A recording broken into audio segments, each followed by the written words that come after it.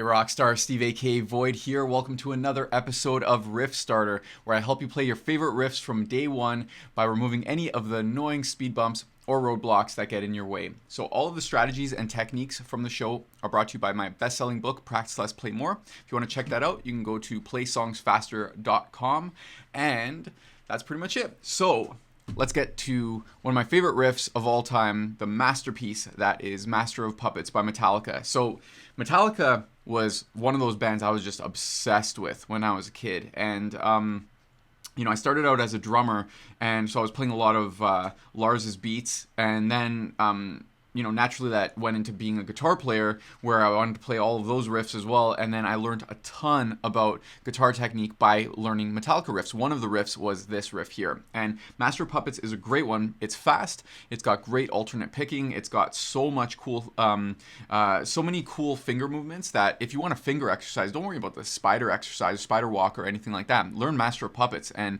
you get a really cool chromatic exercise. Now, I'm going to talk about a few things here. And by the way, drop a comment. Let me know where you're watching from, whether you're watching live or you're watching the replay. Then drop a comment. I always love hearing from you. And if you have any questions, if you have any requests for the show, then please drop that in there. So let's get to it. Let's get right to my screen over here. And because we're going to start by looking at the face value version, okay? And you can see here, let me actually do this. Let me go back here.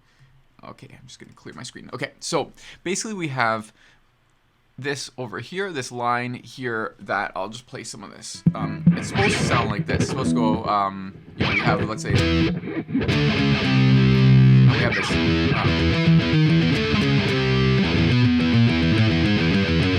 We have basically alternate picking that's going on here, and then we have this main riff that's going on over here with the chords. So we have this, what I just played, basically.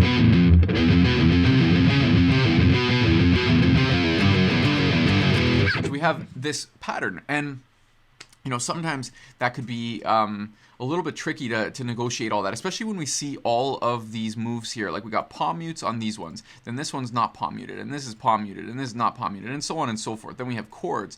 There's a lot to process here.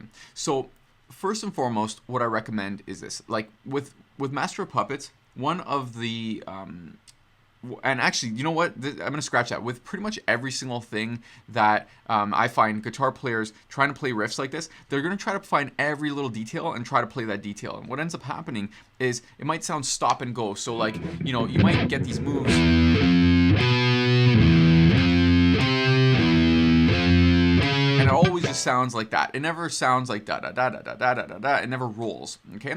Now, one of the main reasons for that is because a lot of guitar players will approach the song where they're trying to match what Kirk Hammett or James Hetfield are doing. They're trying to match their current skill level to the level of the record. Okay? And what I want you to do, and what a big time theme of this show is I want you to match the level of the record to your current skill level. And that's how you play from day one. And for different players, that's going to be different. There's going to be, if you're an intermediate player, that's going to mean different things. Maybe temporarily you don't do the palm mute on there. Maybe you change things up. I'm going to give you some options in a second here. But let's just say if you're a beginner and you want to play Master of Puppets, you don't have to wait years to play Master of Puppets. You can start playing Master of Puppets now, but you have to modify Master of Puppets to meet you where you're at so that you don't have to practice for, weeks and weeks and weeks before you make anything that even sounds like the song. I want you playing along with the record from day one. So that's what this show is all about. Now, how do we do that? Okay, well, I'm going to give you some options that you can try out, because we don't want to do all of the moves. Like, we're not even going to get into when it goes to like this. That part there, I'll give you a quick tip with that. With a lot of thrash stuff, there's a lot of fast downs on there. And in the 80s, James Hetfield and Kirk Hammett, they would have done all downstrokes, okay? But now those guys could actually be seen doing alternate. So if you have fast picking, if you can't do the steady downs, you can go. You can do down, up, down, up, down.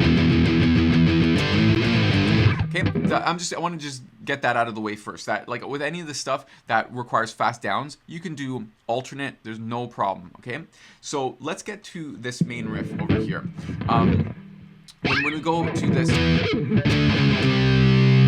when we have this here.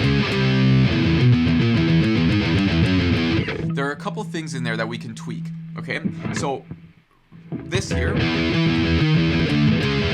don't need to have the chords here. If switching between individual notes to chords, if that's an issue for you, then modify it temporarily to go.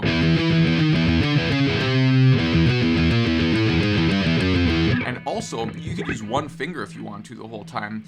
Just this getting in my way over here. So you could use one finger if you want to, rather than using multiple fingers. So here,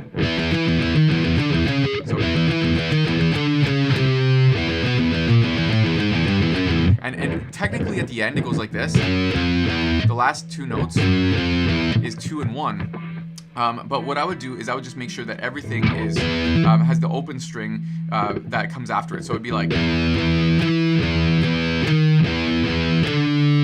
are the only ones that stay on, but then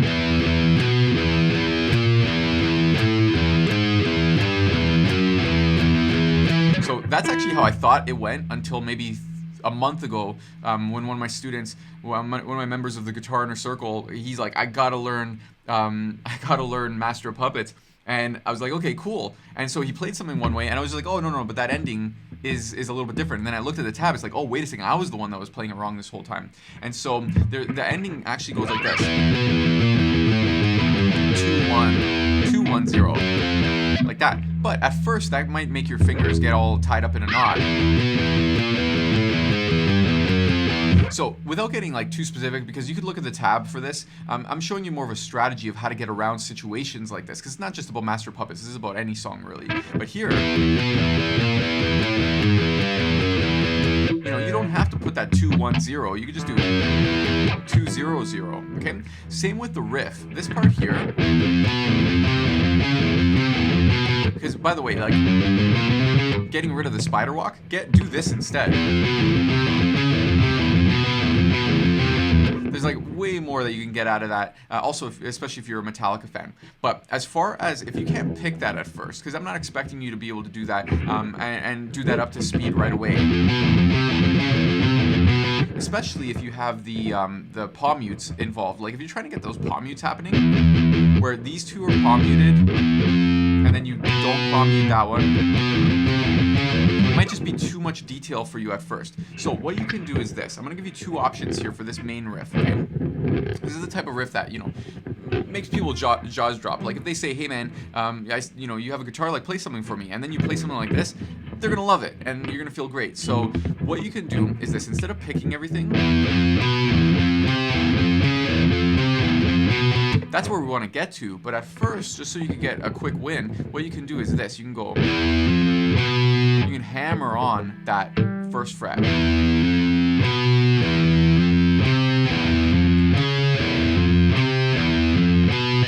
So, if you watch my picking hand, you're going to see that as way less action. That's the most action. So we have down, up, down, up, down, up, down, up. This one is less action. So going from this to this.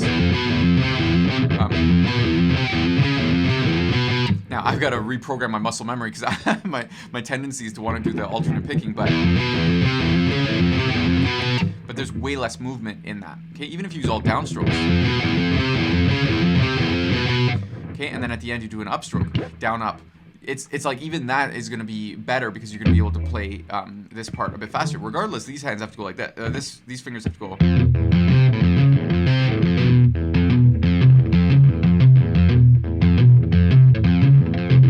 It's whether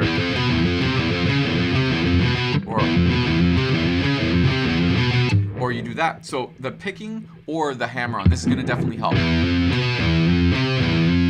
So you're basically hammering on hammer, pick, hammer, pick, hammer, pick, hammer, pick, hammer, pick. Okay, so that's one workaround. Another workaround, if that's just way too tricky to get all of that happening, then what you can do, just scrap the first fret and just go like this. And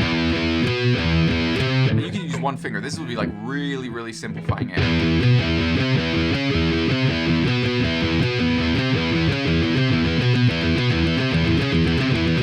And if you know that you're doing this where where this one lands on a downstroke, this lands on an upstroke, this one lands on a down, down, up, down, up, down, up. Then you could start playing that faster because you're just pressing that down. You're going like this. You can match up with one of the strokes. Now, it doesn't sound exactly like, but it's the right idea to where you could start playing along with the record.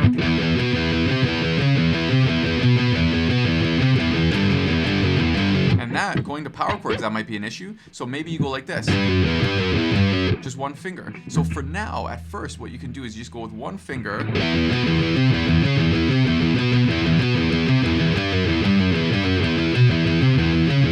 And you get the same kind of idea. And that's the whole thing here. First, we start with a win like that, where you can play along with the record. You play the riff from day one. And then from there, what you do is, from there, you start to upgrade. So maybe after you could do it with one finger, just the index, then maybe you start incorporating another finger. Or maybe you didn't do power chords first, you just did single notes. So then you incorporate the power chord. And you just go little by little, but every single time you climb up bit by bit, you upgrade bit by bit until you get to the level of the record. Most guitar players will try to look at the tab and try to play at face value, every single detail, and it's all stop and go, and they're just stuck in a rut. So instead, match the skill level of the record, match that record to your current skill level, and that's how you play from day one. You play along with the record, you're having fun, and then you build up. The next time when you get comfortable with that, then you build up to the next notch up, whatever that is. Add power chords now, add different fingers, add down and up strokes, whatever it might be, but you're just adding little by little by little by little. And no matter what, whether you're a beginner, whether you're an intermediate player, matching it to your level is what's going to get you to play music, and then you can continue to upgrade from there based on that musical foundation. All right, so let me just double check really quickly over here to see. Okay, so all right, that is pretty much it for today. I hope you enjoyed today's episode. Again, drop a comment below if you have any questions, if you have any follow-up or anything like that. I'm gonna check the comments and I'm gonna comment back. Also, let me know if you have any requests for future episodes of Riff Starter. That's pretty much it. I hope you enjoyed today's episode. We'll see you soon. Take care.